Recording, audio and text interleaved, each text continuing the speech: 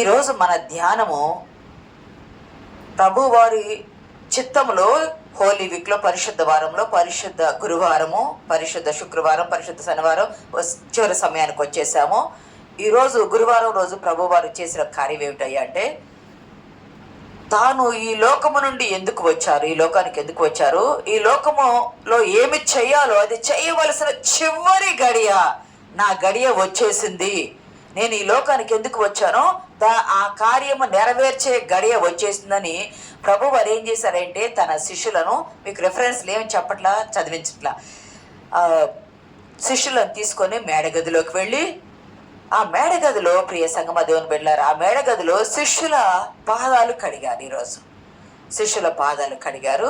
శిష్యుల పాదాలు కడిగిన ప్రభువారు తాను ఈ లోకము నుండి ఎత్తబడే గడియ వచ్చింది కదా, తర్వాత ఏమి చేయాలా, నేను వెళ్ళిపోయిన తర్వాత మీరేమి చేయాలా అని చెప్పడానికి ఆయన మనం చెప్పుకున్నాం గోధుమ గింజ అని. ప్రభువారు ఆయన శరీరము గోధుమ గింజ తిరగలలో మెత్తగా అది దంచబడిన రీతిగా ఆయన శరీరం నలగొట్టబడి, మెత్తన చేయబడి, ముద్ద చేయబడి, అది పిసకబడి, అది రొట్టెగా చేయబడి, అది కాల్చబడి, అది మన కొరకు ఇచ్చి అది విరవబడింది. విరిచిన రొట్టెను మనకు ఆయన ఇచ్చారు. అది నా శరీరము. మీరు ఇది చేసేటప్పుడల్లా నన్ను జ్ఞాపకం చేసుకోమని ప్రభువారు చెప్పారు. ఆ రొట్టె తీసుకునేటప్పుడల్లా నామకార్థమైన రొట్టె కాదు మనం తీసుకునేది, పరలోకపు శరీరము. పరలోకపు దేవుడు భూమి మీద శరీరము దాల్చి ఆయన వచ్చి మన కొరకు నలగొట్టబడి కాల్చబడి ఆ రొట్టె మనకు ఎక్కడ కాల్చాడంటే పరిశుద్ధాత్మ అగ్నితో. ఆయన పాపం, ఆయన దేహములోనే కదా పాపం అనేది కాల్చబడింది, పరిశుద్ధాత్మ అగ్నితో కాల్చబడింది. ఆ రొట్టెను విరిచి శిష్యులకు ఇచ్చి పంచుకొని తిన్నన్నాడు. అది పంచుకొని తినిన తరువాత యోధలోకి అపవాది ప్రవేశించింది.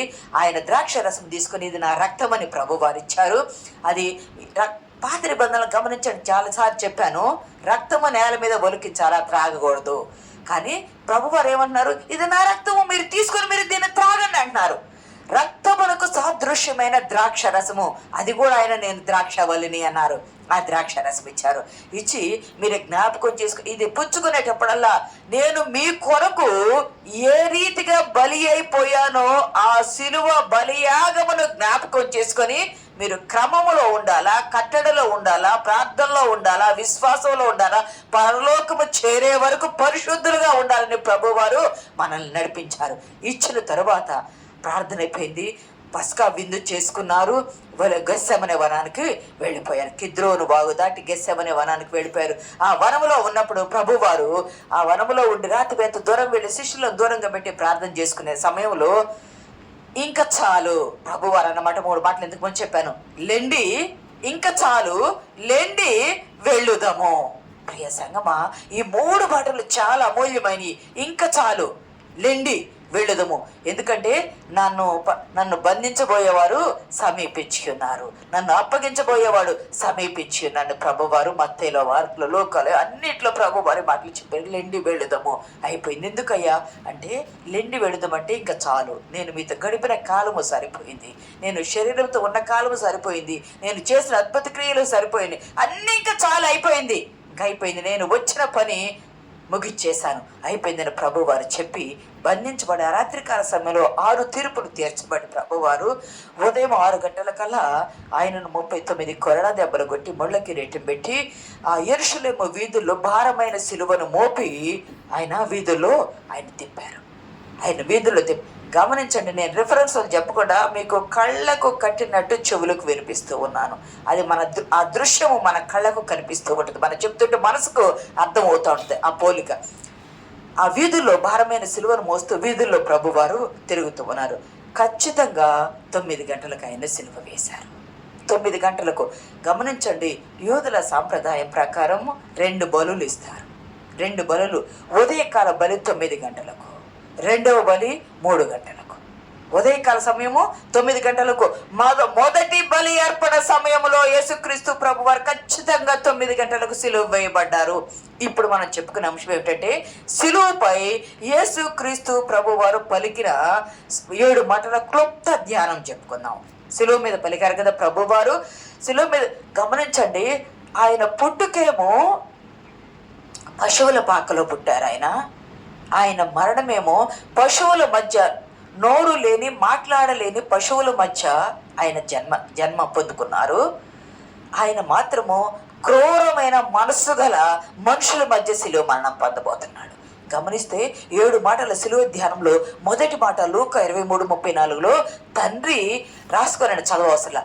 లూకా సువార్త 23:34 తండ్రి వీరేమి చేయుచున్నారో వీరెరుగురు, వీరిని క్షమించమని మొదటి శిలువలో మొదటి మాట. ఆయన పుట్టుక పండుగే, కానీ మరణము అంతకంటే ధన్యకరమైన పండుగ, అంతకంటే విమోచనకరమైన రక్షణా దినము. ఇది యెహోవా ఏర్పాటు చేసిన దినము, దీని యందు మనం ఉత్సహించి సంతోషించేది. మరి 118వ కీర్తన 23-24 వచనాల్లో ఉన్నది కదా, ఇది యెహోవా ఏర్పాటు చేసిన దినము. ఎందుకు యెహోవా ఏర్పాటు చేశాడంటే ఆయనని నలగొట్టుట తండ్రికి ఇష్టమైంది. గమనిస్తే సిలువలో మరణానికి అప్పగింపబడి ఆయన ఎట్లా ఉన్నారయ్యా అంటే, సిలువపై మేకులతో కాళ్ళు చేతులలో మేకులతో బంధించబడి మొండ్ల కిరీటం పెట్టబడి సిలువపై నుండి దిగి రాలేని స్థితిలో, రాలేరా అంటే రాగలరు, రావడానికి కాదు కదా ప్రభు వారు సిలువ వేయబడింది, దానిలో మరణించడానికి వేయబడ్డారు. అది జగత్తు పునాది వేయబడక మునిపి అనాది సంకల్పం. కాబట్టి గమనించండి ప్రియ సంగమా దేవుని బిడ్డలారా, సిలువలో 3 మేకులతో ఆయన శరీరం అంతా ఆ చెక్కకు కొట్టబడిన మేకులతో సిలువ భారము ఆయన మోస్తూ ఉన్నారు. ప్రియ సంగమా, అమూల్యమైన 7 మాటలు. తండ్రి వీరేమి చేయుచున్నారు వీరెరుగురు అన్నారు. గమనించండి, ఆయన ఎందుకు వచ్చాడంటే యేసు అని ఆయన పేరు అనుకున్నాం కదా. యేసు అంటే రక్షకుడు. ఎందుకు అన్నాడంటే తండ్రి వీరేమి చేయుచున్నారు వీరెరుగురు అని రక్షించమనే మాట అక్కడ ప్రభు వారు తండ్రికి విజ్ఞాపన చేస్తూ ఉన్నారు. ఆయన ఎందుకు వచ్చాడంటే దేవునికి మానవులకు మధ్యవర్తి ఒక్కడే, ఆయనే యేసుక్రీస్తు అనే నరుడు. ఆ మధ్యవర్తి ఎవరయ్యా అంటే యేసుక్రీస్తు సిలువ మీద ఉండి పాపుల పక్షాన పరిశుద్ధుడైన తండ్రికి విజ్ఞాపన చేస్తూ, తండ్రి వీరేమి చేస్తున్నారు వీరు తెలియదయ్యా, వీరిని జ్ఞాపకం చేసి ఎరగక చేస్తున్నారయ్యా. ఎవరు ఎరగక చేస్తున్నారు? ఆదాము ఎరగక చేశాడు, కయ్యూను ఎరగక చేశాడు, హేబేలు రక్తము ఎరగక శిక్షించమని మొరబెడుతుంది. ఆనాటి ఆది మానవుడైన ఆదాము మొదలుకొని ఉన్న తరము, రాబోయే తరము, భూమి ఉన్నంత వరకు ఉన్న తరము ఏమి చేస్తున్నారో వారు ఎరుగక చేస్తున్నారయ్యా, దయతో వీరిని క్షమించమని ప్రభు వారు మొరపెట్టుకున్నారు. ఇది సిలువలో విజ్ఞాపనతో కూడిన ప్రార్థన. సిలువలో మన నిమిత్తం సిలువలో విజ్ఞాపనతో కూడిన ప్రార్థన. ఈ ప్రార్థనలో ఏముందంటే క్షమాగుణం ఉంది, ఈ ప్రార్థనలో ఏముందంటే ప్రేమ గుణం ఉంది, ఈ ప్రార్థనలో ఏముందంటే రక్షించే గుణం ఉన్నది. ప్రియ సంగమా, ఎందరిని గమనించండి, ఎందరిని గుడ్డివారిని, కుంటివారిని, కుష్ఠరోగుల్ని, పక్షవాయువు గలవారిని, చనిపోయిన వారిని ఆయన పాదములో నడుచుకుంటా వెళ్ళి వాళ్ళను తాకి వాళ్ళను ముట్టి వాళ్ళకు స్వస్థతనిచ్చినాయి కదా. ఇప్పుడు ప్రభు వారు సిలువ మీద నుండి దిగి రాలేకపోతున్నారు. గమనించాల, సిలువ మీద నుండి దిగి రాలేకపోతున్నారు, మేకులతో బంధించబడి ఉన్నారు కదా. ఆయన చేతులు కాళ్ళు పని చేయని స్థితిలో ఉంటే తన నోటితో తండ్రికి విజ్ఞాపన చేస్తూ ఉన్నాడు, తన నోటితో విజ్ఞాపన చేస్తున్నాడు. ఆత్మతో మూలుగుచ్చు ఉన్నాడు, ఆత్మలో కలవరపడుతూ మూలుగుచ్చు ఉన్నారు. అనేకమైన హేళనలు, అవమానించబడి ఆయనను అనేక రకాలుగా బాధ సహిస్తూ కూడా క్షమించమని తన ప్రేమ తత్వాన్ని ఆయన బోధిస్తూ ఉన్నారు. గమనించండి, మత్తయి సువార్త 5:44 ఒక మాట, పరలోకపు తండ్రికి మీరు కుమారులై ఉండునట్లు శత్రువులను ప్రేమించండి, హింసించు వారి కొరకు ప్రార్థన చేయండి. మీ శత్రువులుంటే వారిని ప్రేమించండి, మిమ్మల్ని హింసించేవారుంటే వారి కొరకు మీరు ప్రార్థన చేయండి. ఈ తత్వం ఏమిటంటే ప్రభువు మన కొరకు మొదటగా ప్రార్థన చేసే క్షమా సువార్తను మనకు ప్రకటించారు. మొదటి మాట క్లుప్త సందేశం 3 నిమిషాల్లోనే. రెండవది, ప్రభువారు లూకా సువార్త 23:43 నేడు నీవు నాతో కూడా పరదేశంలో ఉందువు. ప్రభువుని సిలువ వేశారు కదా. ఎక్కడ వేశారు సిలువ? మొదటి సిలువ 2 దొంగల మధ్య, కల్వరి కొండ మీద 2 దొంగల మధ్య 3 సిలువలు ఉన్నాయి. ఇటుపక్క ఒక దొంగ, ఇటుపక్క ఒక దొంగ, మధ్యలో ప్రభు వారు ఉన్నారు. మెడ తిప్పాలి అంటే తిప్పలేని స్థితిలో ఉన్నారు. ఎందుకంటే భారమంతా చేతుల మీద మేకులతో బంధించబడింది. ఈ నరాలన్నీ గుంజేస్తూ ఉంటే లాగలేరు. గమనించండి, శ్వాస పీల్చుకోవాలని ఇబ్బంది అవుతూ ఉంటుంది. అటువంటి సమయంలో అప్పటి వరకు వాళ్ళందరూ దూషించారు, ప్రభువాన్ని శారీరకంగా హింసించారు, మానసికంగా హింసించారు, ఆత్మీయంగా హింసించారు, నైతికంగా హింసించారు, చాలా ఇమ్మోరల్ మాటలు మాట్లాడారు, చాలా అవమాన హేళనకరమైన హింసాకరమైన మాటలు మాట్లాడారు.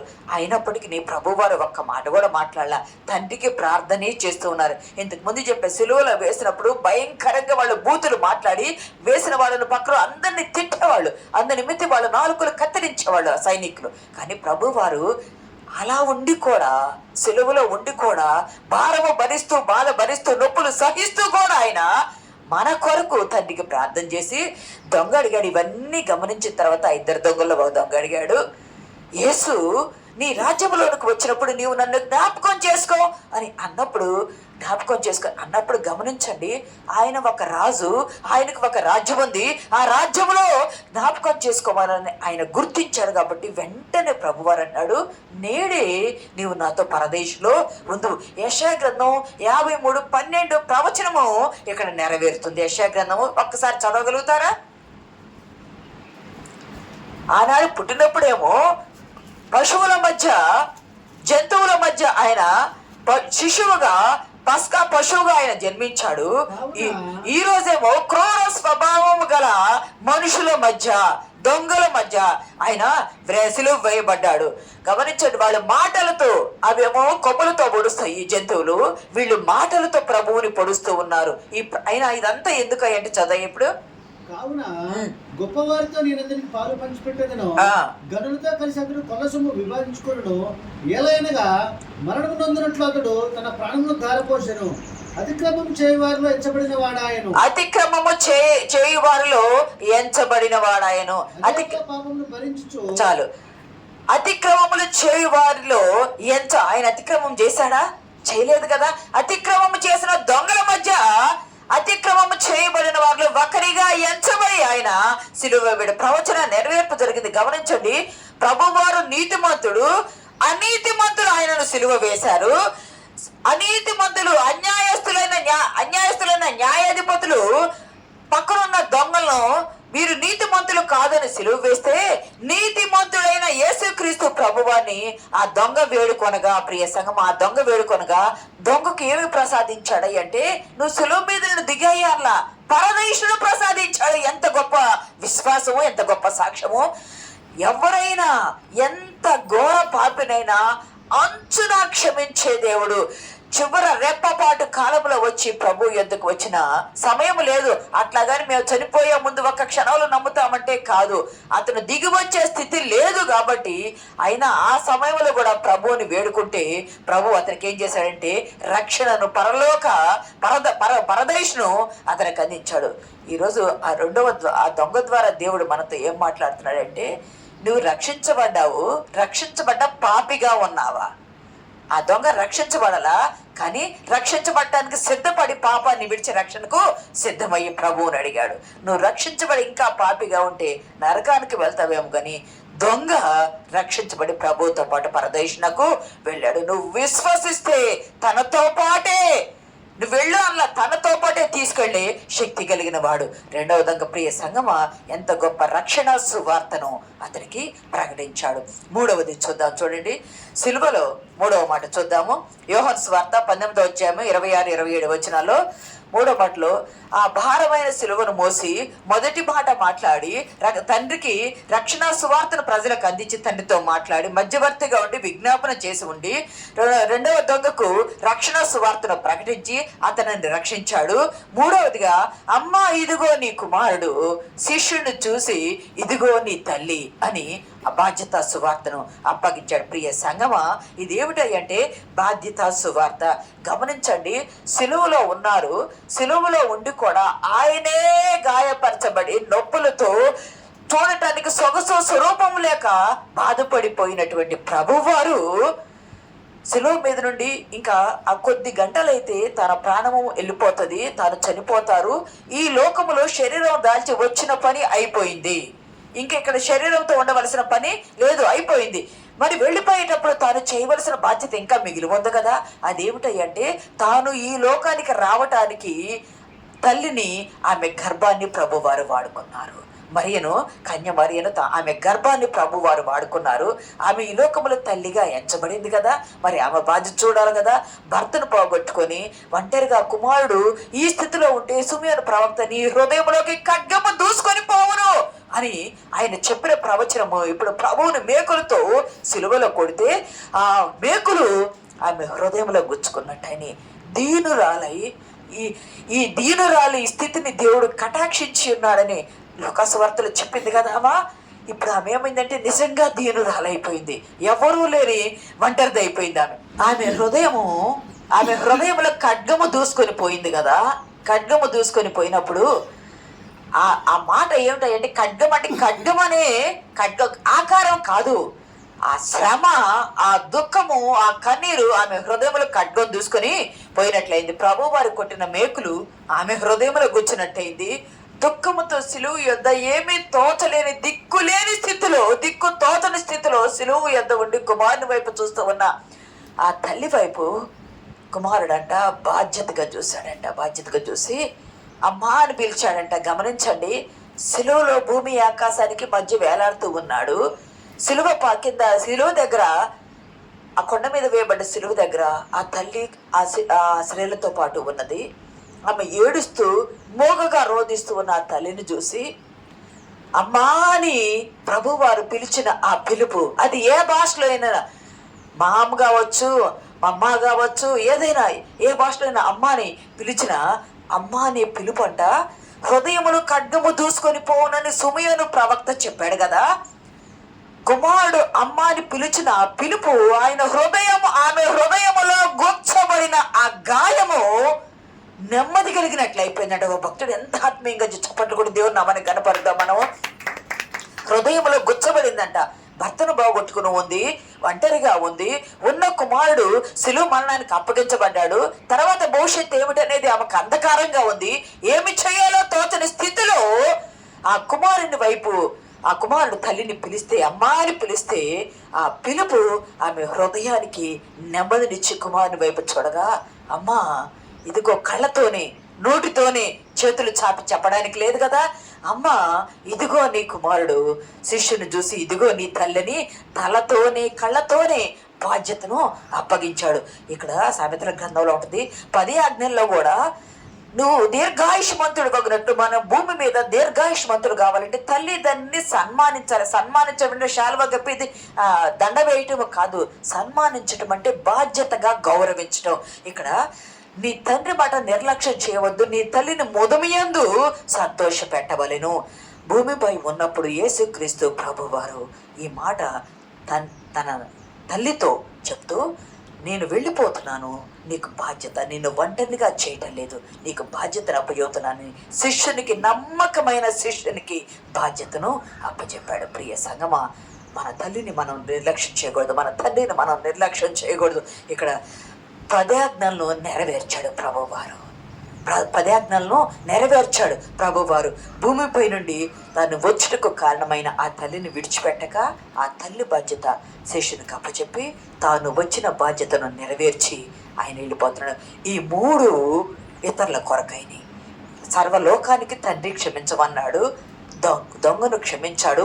ఉన్న తల్లి బాధ్యత కూడా, ఇప్పుడు ఎంట చక్కబెట్టినాడు బయట చక్కబెడతారంటారు కదా, తల్లిని కూడా చక్కబెట్టి తల్లి బాధ్యతను శిష్యునికి అప్పచెప్పి ప్రభువారు ఈ మూడు భూమికి సంబంధించినటువంటి విషయాలు. ఈ 3 తనకు సంబంధించినవి కాదు.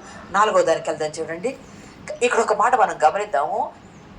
మొట్టమొదట పాపం చేసింది స్త్రీ, అవే కదా, పాపానికి లోనైంది స్త్రీయే. కానీ యేసుక్రీస్తు ప్రభువారిని సిలువ వేయబడటానికి స్త్రీ మాత్రం కారణం కాలేదు.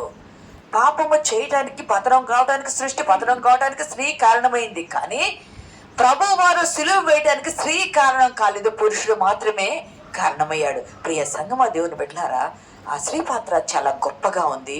ప్రేమ బలహీనరాలే గాని బలమైన స్త్రీగా సిలువ యొద్ద ధైర్యంగా నిలబడ్డారు. అందరూ పారిపోయారు, కానీ స్త్రీలు మాత్రము నిలబడి ధైర్యంగా ఉన్నారు. కుమారుడు తల్లి ఎడల తన బాధ్యతను నిర్వర్తించి తన పనిని తాను పూర్తి చేశాడు. ఇక్కడ గమనించినట్లయితే 4వ మాటకి వెళ్దాం. చూడండి, 4వ మాట మత్తయి సువార్త 27వ అధ్యాయము 46వ వచనంలో, నా దేవా నా దేవా నన్నెందుకు చేయి విడిచితివి. గమనించండి, ఇప్పటి వరకు తండ్రి అని పిలిచాడు, నేనే నీవు నాతో పరదేశంలో ఉంది అన్నాడు, తల్లికి బాధ్యతను అప్పచెప్పాడు. ఇప్పుడు అంటున్నాడు నా దేవా నా దేవా అన్నాడు. ఇది గమనించండి, 9 గంటలు మొదలుకొని 12 గంటల వరకు ఈ 3 మాటలు మాట్లాడారు. 12 గంటలు మొదలుకొని 3 గంటల లోపు ఈ మిగిలిన మాటలు. ఇది ఇప్పుడు 12 గంటల సమయం ఈ 12 గంటలు మొదలుకొని భూమి అందంతటా గాఢాంధకారపు చీకటి కమ్మింది. ఐగుప్తు దేశంలో ఒక తెగులు వచ్చిన చీకటి ఉన్నది కదా, అటువంటి చీకటి కమ్మింది. ఆ సమయంలో 3 గంటల సమయంలో యేసుక్రీస్తు ప్రభువారు నా దేవ నన్నెందుకు చేయి విడిచిపెట్టితివి అన్నారు. ఇక్కడ ఇందాక చెప్పుకున్నట్టు సిలువలో శారీరకంగా మానసికంగా ఆత్మీయంగా రకరకాలుగా హింస పొందారు.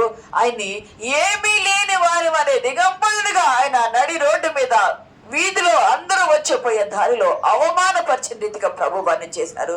ఆ ప్రభువు తండ్రి నీవే నాకు ఆశ్రయము అని వస్తే ఆ తండ్రి ఇప్పుడు కుమారుని చేయి విడిచాడు. చెయ్యి పట్టుకొని ఉంటే ధైర్యంగా ఉంటుంది. చెయ్యి విడిచిపెడితే ఆపదలో ఉన్నప్పుడు, బాధలో ఉన్నప్పుడు, కష్టంలో ఉన్నప్పుడు నానేవారు లేక ఆదుకునేవారు లేకపోతే ఎంత దుఃఖంగా ఉంటుందో అది ఇంకొకరు వర్ణించేది కాదు, అనుభవించిన వారికే తెలుస్తుంది. అటువంటి సమయంలో ప్రభువు తండ్రి చేయి విడిచాడంటే ఎందుకు చేయి విడిచాడయ్యా అంటే, చేయి విడవకపోతే పరిశుద్ధుడైన కుమారుడుగానే ఉంటాడు.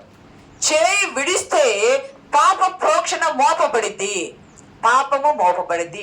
ఆ చీకటిలో ఏం జరిగిందయ్యా అంటే, పరలోకపు తండ్రి ఉగ్రత పాత్రలో ఉన్న పాపం ఉన్నది కదా, ఆ పాపాన్ని ఆ గొర్రె పిల్ల మీద చేతులు ఉంచి మోపుట. అహరోను కుమారులు గొర్రె పిల్ల మీద చేతులు ఉంచి పాపాన్ని ప్రోక్షిస్తారు కదా, అలాగే తండ్రి ఆ గొర్రె పిల్ల అయిన యేసుక్రీస్తు ప్రభు వారి మీద పాపాన్ని ప్రోక్షిస్తూ మోపుతూ ఉన్నారు. గమనించండి, మరి ఎవరు తోడుగా ఉన్నారయ్యా అని అంటే 88 కీర్తన 18లో బంధువర్గాన్ని ప్రభు అంట అందరూ నాకు దూరం అయిపోయారు. చాలా మంచి మాట. 88 కీర్తన 18వ వచనంలో, పాపంతో నింపబడగా నా ప్రియులు నా స్నేహితులు అందరూ నాకు దూరముగా ఉన్నారు, చీకటిని నీవు నాకు బంధువర్గంగా చేశావు. నా ప్రియులు నా స్నేహితులు అందరూ ఉన్నారు. ఎవరన్నా అక్కడ అందరూ దూరం అయిపోయారు. మరి ఎవరున్నారా అంటే బంధువర్గంగా చీకటిని చేశాడంట. ప్రభువునకు తోడు ఎవరున్నారా అంటే చీకటి తోడుగా ఉంది. ఉంది కదా, 12 గంటల మొదలుకు 3 గంటల వరకు చీకటి ఉంది కదా, చీకటి తోడుగా ఉంది. ఆ చీకటిలో తండ్రి కుమారుని మీద పాపాన్ని ప్రోక్షిస్తూ ఉన్నాడు. మొదటి మాటలో తండ్రి అన్నారు, ఇప్పుడు దేవా అన్నాడు. ఎందుకంటే పరిశుద్ధుడిగా ఉన్నాడు, అప్పుడు తండ్రి అన్నాడు.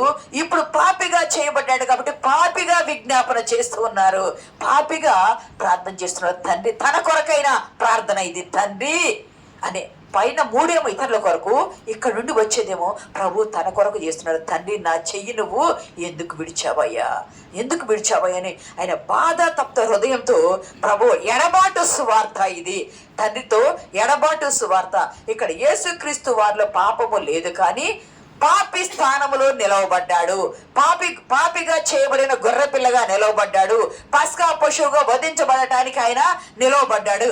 ఇక్కడ యేసుక్రీస్తు తండ్రి వేరు కాదు, కానీ పాపి స్థానంలో ఉన్నాడు కాబట్టి వేరైపోయాడు. తండ్రి చేయి విడిచాడు, చేయి విడిచి పాపాన్ని ప్రోక్షించారు కాబట్టి నా దేవా నన్నెందుకు చేయి విడిచావయ్యా అని వేడుకుంటూ ఉన్నాడు, అడగటల్లా వేడుకుంటూ ఉన్నాడు. కానీ పాపం మోయబడింది కాబట్టి తండ్రి ఇక్కడ చేయి విడిచాడు. ప్రియ సంగమా, దేవుని బిడ్డలారా, మన కొరకు ఎందుకు చేయి విడిచాడయ్యా తండ్రి అంటే, చేయి విడవకపోతే మనము తండ్రితో సమాధాన పడలేము. తండ్రి చేయి విడిచాడు కాబట్టే ఆ పాపము మోసి మనల్ని తండ్రితో సంధి కలిపాడు, మధ్యవర్తిగా ఉండి సమాధానం కలిపాడు, పరలోకము చేరటానికి మార్గాన్ని సుగమం చేశాడు ప్రభువారు. ఇది 4వ మాట. 5వ మాటలోకి వెళ్దాం. చూడండి, సమయం లేదు. యోహాను సువార్త 18వ అధ్యాయం 28వ వచనములో ఆయన ప్రభువారు అలసిపోయారు, నేను దప్పికొనుచున్నాను అన్నారు. ప్రియ సంగమా, ఆయన శరీరము గురువారం రాత్రికాల సమయంలో గెత్సేమనే వనానికి వెళ్ళింది. గెత్సేమనే వనానికి వెళ్ళినప్పుడు అక్కడ చెమట రక్తముగా చెమట గారింది, రక్తము కారింది. ఆయన పట్టుకొని ఆ రాత్రి కాల సమయంలో తిప్పినప్పుడు అలసిపోతారు కదా, సిలువ మోసినప్పుడు అలసిపోతారు కదా, కొట్టబడ్డప్పుడు రక్తము పోయింది, నీరు పోయింది కదా, ముళ్ళ కిరీటం గుచ్చబడ్డప్పుడు రక్తం పోయింది, నీరు పోయింది కదా. ప్రభు వారు ఆ సిలువ మోస్తూ మధ్యలో తుడుస్తున్నప్పుడు, దారిలో వచ్చినప్పుడు ఒక స్త్రీ కూడా తుడిచిద్ది. ఆయన రక్తము చెమట కారిపోతూ ఉంటే వెరోనిక అనే స్త్రీ తుడుస్తుంది. ఇంతకు ముందు చెప్పాను ఆమె ఎవరు అనే ఒక అంశం లాస్ట్ ఇయర్ చెప్పాను. గమనించండి, చెమట అంతా పోయింది, రక్తము పోయింది, ఎండ విపరీతమైన ఎండ ఉంటుంది, 53 దాకా ఎండ ఉంటుంది. అటువంటి ఎండలో ఆ కొండ మీద భారం అంతా మోస్తూ చెమట కారి అది పెడచగట్టుకుపోయినట్టు ఉండి గొంతంతా ఎండిపోయి నా నాలుక నా దవడను నా అంగిటిని అంటుకున్నదని కీర్తనలో ఉన్న మాట నెరవేరేటట్లయింది. ప్రియ సంగమా, ప్రభువారు ఆ స్థితిలో ఉన్నప్పుడు దప్పిగొనుచున్నాను నిదాహమని ప్రభువారు అడగ వాళ్ళు స్పాంజి ఆ చెరకలో ముంచి హిస్సోపు పుడకకు తగిలించి ఆయన నోటికి అందిస్తే అది ఆయన రుచి చూచి తీసుకొనటానికి పుల్లని ద్రాక్ష రసము అంటే చేదు, అది సారా అంటే మొత్తునిచ్చే ద్రాక్ష రసం అది తీసుకొనటానికి ఆయన ఇష్టపడలేదు. ఎందుకంటే కీర్తన 69:12 69:21 ఒక మాట ఉంటుంది, చూడండి ఫాస్ట్గా.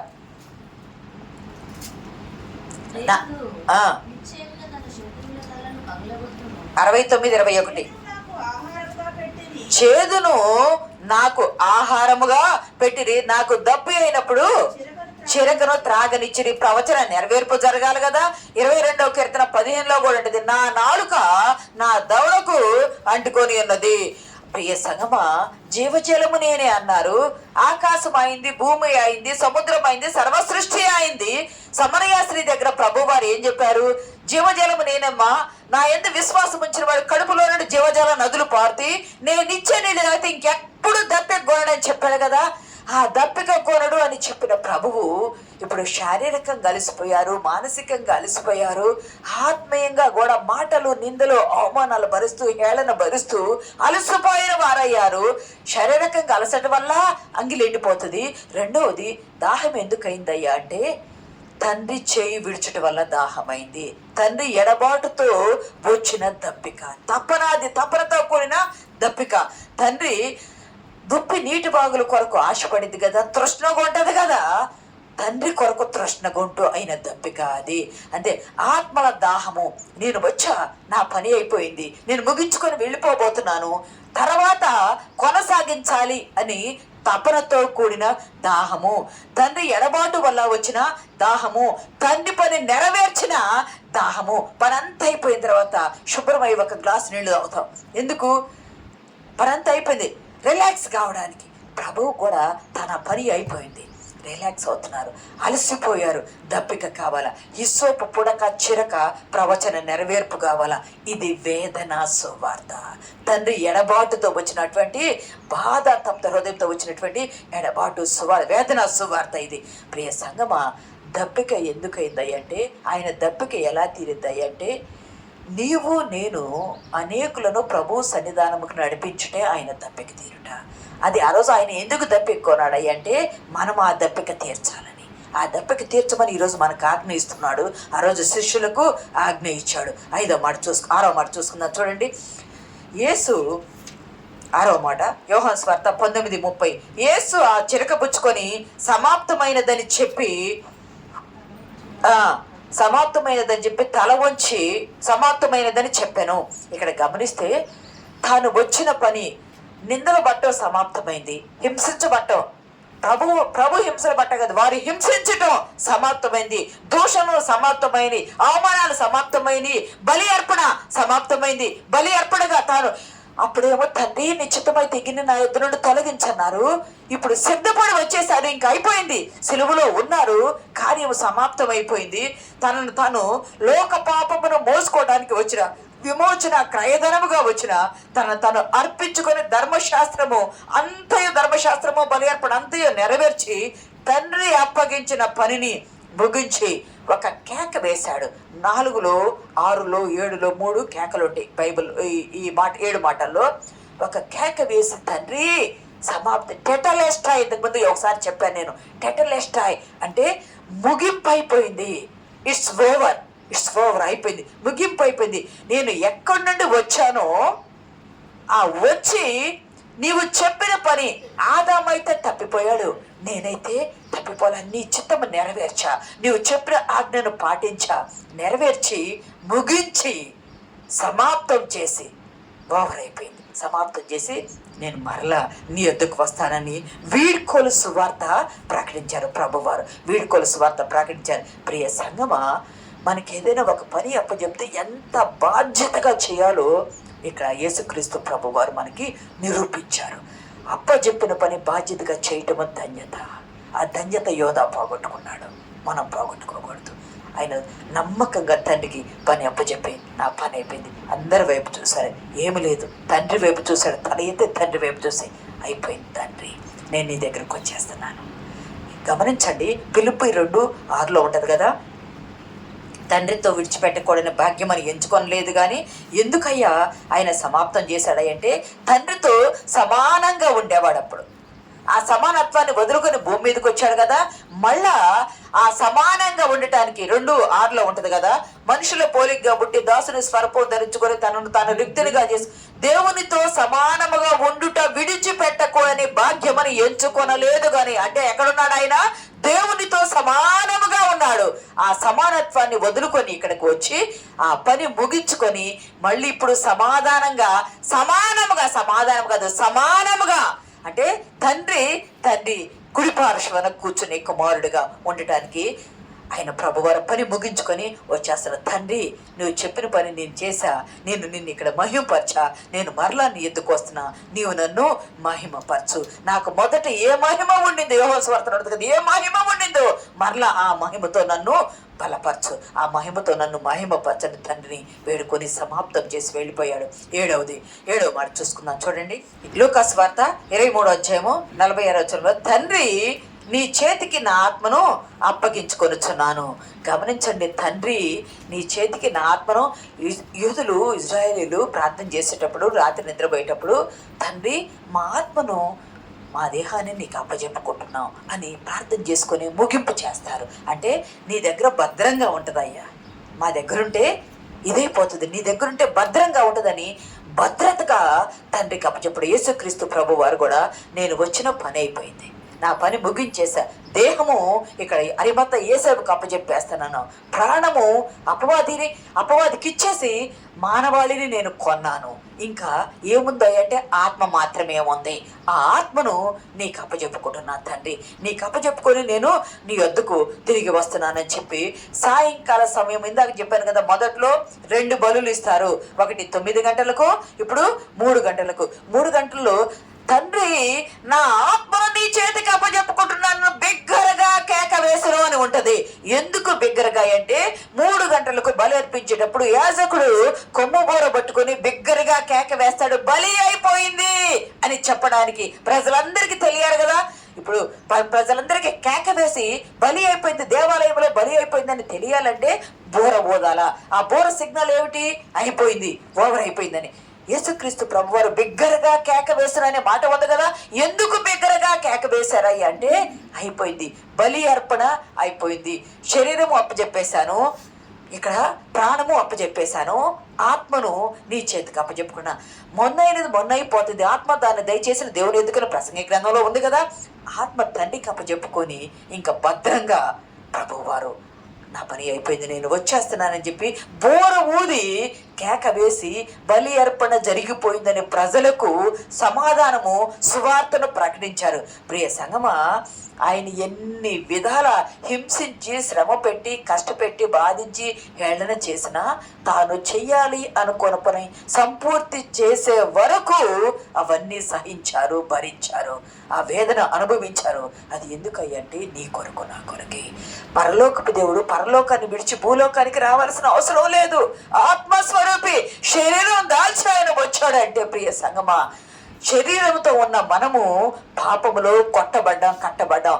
మన పాపాన్ని విప్పడానికి ఆయన సిలువలో కట్టబడి ఇప్పుడు ప్రభువారు ఆత్మతో విప్పబడి పరలోకానికి వెళుతూ ఉన్నారు. మన కొరకే తండ్రితో విడిపోయాం కదా, మనల్ని తండ్రితో సమాధాన పరచి ప్రభుకి ఆత్మను అప్పచెప్పుకున్నారు.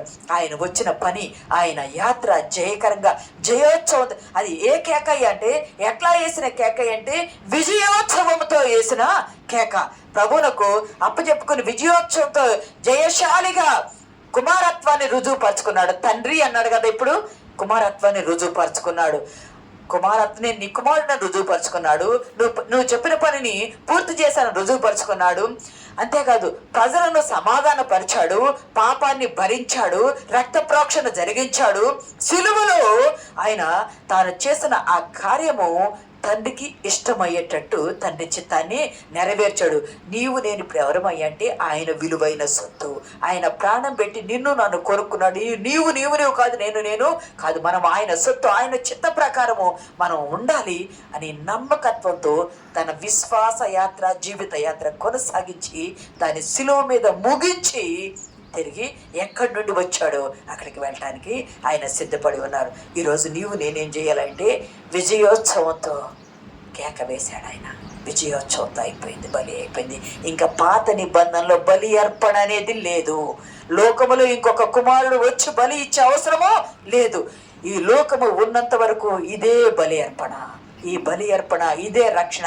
ఇంకోసారి ఎవరో నీ కొరకు నా కొరకు రక్షణ కార్యము చేయరు. ఈ రక్షణను నువ్వు నిర్లక్ష్యం చేయక పరిశుద్ధుడైన దేవుడు పాపి అయిన నిన్ను నన్ను పరిశుద్ధునిగా చేసి పరలోకం తీసుకువెళ్ళడానికి చేసిన సిలువ కార్యమే, సిలువ సందే ఈరోజు యేసుక్రీస్తు కల్వరిలో చేసిన సిలువ త్యాగము. ఆ త్యాగము మనం నిర్లక్ష్యం చేయక ఆయన జ్ఞాపకం చేసుకుంటూ ఆత్మీయ జీవితంలో పరిశుద్ధంగా మన జీవిత యాత్రను ముందుకు కొనసాగించుటకు పరిశుద్ధాత్మ దేవుడు మనకు సహాయం దయచేయనుగాక. ఆమేన్.